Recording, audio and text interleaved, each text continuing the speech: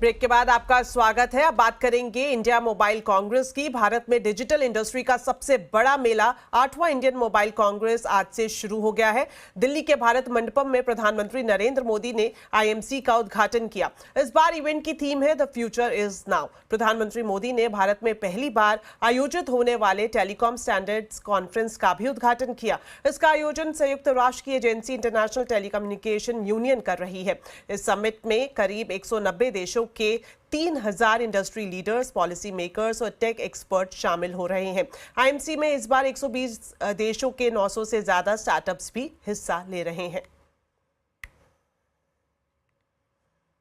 इस मौके पर प्रधानमंत्री मोदी ने कहा कि कनेक्टिविटी के जरिए भारत दुनिया को सशक्त बनाने में जुटा है। उन्होंने ये भी कहा कि दुनिया के लिए मोबाइल सुविधा है, लेकिन भारत में मोबाइल इक्विटी और अवसर का माध्यम है।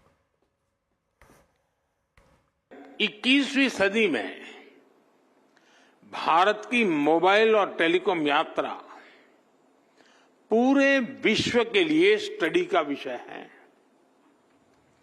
दुनिया में मोबाइल और टेलीकॉम को एक सुविधा के रूप में देखा गया, लेकिन भारत का मॉडल कुछ अलग रहा है। भारत में हमने टेलीकॉम को सिर्फ कनेक्टिविटी का नहीं, बल्कि इक्विटी और अपॉर्चुनिटी का माध्यम बनाया। तब हमने डिजिटल इंडिया के 4 पिलर्स की पहचान की थी। पहला, डिवाइस की कीमत कम होनी चाहिए। दूसरा, डिजिटल कनेक्टिविटी देश के कोने कोने तक पहुंचे। तीसरा, डेटा सबकी पहुंच में होना है। और चौथा, डिजिटल फर्स्ट ही हमारा लक्ष्य होना चाहिए। हमने इन 4 पिलर्स पर एक साथ काम करना शुरू किया और हमें इसके नतीजे भी मिले।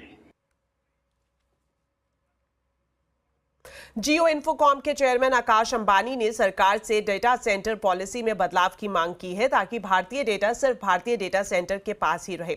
आकाश अंबानी का मानना है कि एआई से रोजगार के बड़े मौके बनेंगे, इसलिए सरकार को डेटा सेंटर लगाने वाली कंपनियों को इंसेंटिव्स देने की जरूरत है।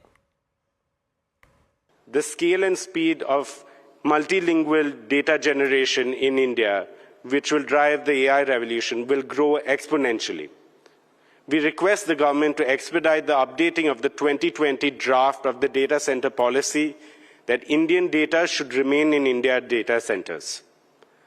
Therefore, Indian companies ready to set up AI and machine learning data centers should get all necessary incentives, including incentives for power consumption.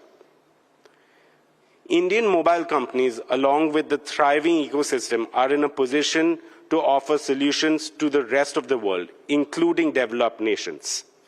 India needs an accelerated talent generation on a scale that is necessary to make India a global AI leader.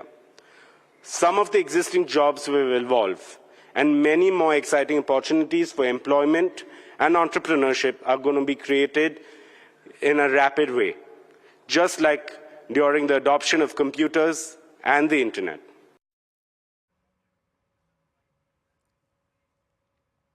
चलिए अब एक नजर डालते हैं बाजार पर। कारोबारी हफ्ते के दूसरे दिन बाजार में उतार चढ़ाव रहा। सेंसेक्स निफ्टी गिरावट के साथ बंद हुए।